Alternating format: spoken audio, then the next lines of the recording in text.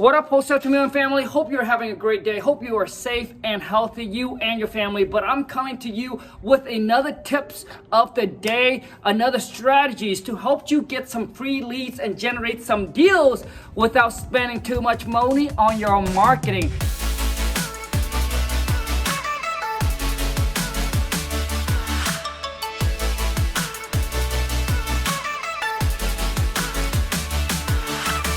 I think right now it is the time where you need to network with realtor. Like you need to call realtors and you need to network with them hard, because I think right now it's a time that a lot of sellers, right, are maybe listing their property on the market or having second thoughts about what's going on, right? Now they might consider, right, taking a little lower price on their property. And I think this is a time, and this is a good free way for you to generate leads, build connections, all right? I think right now is the time where it's important to start networking with realtors. The more you can, the better off you'll be. Because I promise you, there will be some seller that's gonna call these realtors and say, hey, I got a piece of property here. I know what's going on with the market. How much do you think we can sell for cash? Or what's the best route that you think that we can do? And if you drop enough seeds, if you plant enough seeds with these realtors, I promise you the result is gonna come and it's gonna bring you so much deals, all right? And listen, once you build a good relationship with a couple realtors, that's really all you need, all right? These are the ones that you wanna make sure that they're active in the market, like they're hustling, they're doing, all right? And they enjoy and like to work with investors. There's some realtors that don't wanna work with investors. They like to deal with retail buyers, all right? First-time home buyers, you know? But there are a few that love to work with investors, all right, because they don't have to go and basically sell the, you know, get a buyer, get a first-time home buyer to come in, buy a property, and then move on and start building a relationship and kind of start it all over again, right? They like to have that investor where they can just get deals and then bring it to them, just get deals and bring it to them, all right? Kind of a one-stop shop, so they can just focus their attention on just finding these leads, right? Just finding these leads and these deals to that investor. If you can unload them, all right, if you can unload it for them, I promise you, it's gonna bring, it's like a good way to not spend any money and be able to make a lot of money on these deals. Because some of these realtors, I'm telling you, when they bring deals, these are really, really good deals. I have right now 3 or 4 realtors that I work with that brings me deals all the time, all right? And just to mention a few, one of them brought us a deal, we closed on and made 25 G's. The other one brought us and we made 45. Now, a lot of you are gonna be like, well, Khang, how do I pay these agents? Well, the biggest question is that you need to ask them.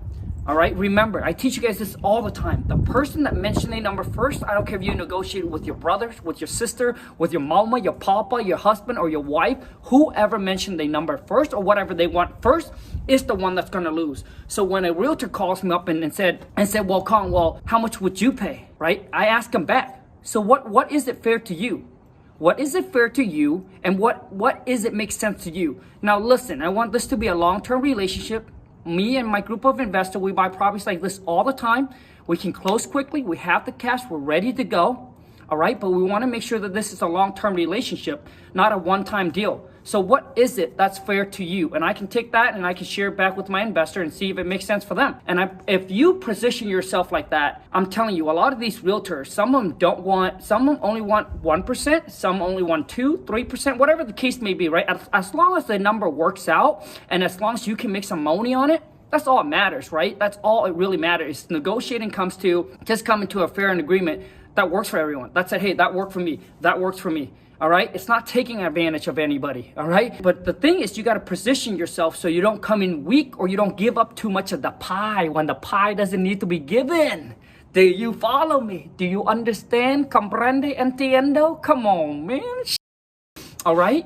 So as a good entrepreneur, as a businessman, businesswoman, you need to learn these negotiating skills. You need to learn how to talk to people, okay? So how you pay these realtors is really easy. It's like they bring you the deal. They might have already worked out commission with the seller. Now, let's just say if they don't, and they say how much should you pay them.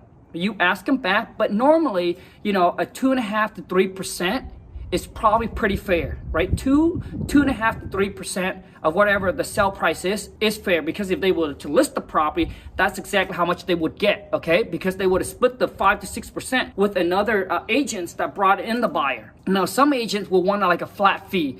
They'll be like, hey, Khang, I'll send you this deal. You can close on it. You know what? Just give me $1,000, or just give me $2,000, just give me $5,000, whatever the case may be. As long as the number works for you, that's all it really matters. Now, how it's going to get paid, because a lot of these agents probably want you to use the MLS contract, which is completely fine. If they want you to use the MLS contract, well, first I would actually ask them, say, hey, you know what? Our team is used to using our contract, and we work with a title company that's familiar with our contract already. Is it okay if we can use that? Most realtor, if you build a good relationship with them, they're okay with it. They're completely fine with it. There might be some realtor that you might have to close a deal or two with them using the MLS contract. And once you build that relationship, then you can go ahead and use your own contract. Here's the 2 things that you need to make sure you have in your contract if the realtor end up using their contract, okay?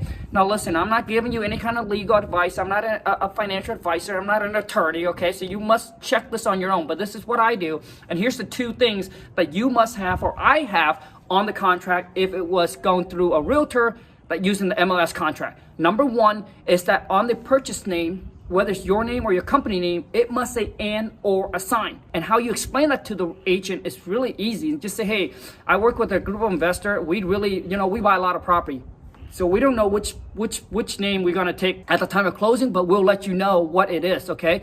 It's either me or one of my partner will take title to the property. So that's why we put and or sign, because we don't have a name right now. And most agent will understand that and be like, okay, no problem, okay? Number 2 is you must have an inspection or a due diligence contingent in the contract, which means either 15 days or 20 days or 30 days, however long you can get with the agents, the better. But most agent will say 15 to 20 days is actually normal, it's actually standard. 15 to 20, mostly probably right around the 15 days. They try to push for the 10 days, but obviously as a wholesaler, we try to lock it up as long as possible. So just tell them, hey, look, with whatever's going on right now, we're probably gonna need some more time to get people scheduled to go out and look at the property and all that. So ask for a longer period of inspection or due diligence. Oh my God, but you understand what I'm saying, all right? Because that's the time period that you're able to back out of the deal if you don't want to move forward to buy it, or you can't find a buyer for it, okay? That's the inspection period that lets you to back out for whatever reason. Oh, the grass is too tall today. I don't like the color paint today. I'm driving by today and I don't like it. Whatever it is, you just need to say, hey, it's not going to work. Within that time period, you'll be able to back out. But the key thing when you work with agents is that you gotta make sure that you execute.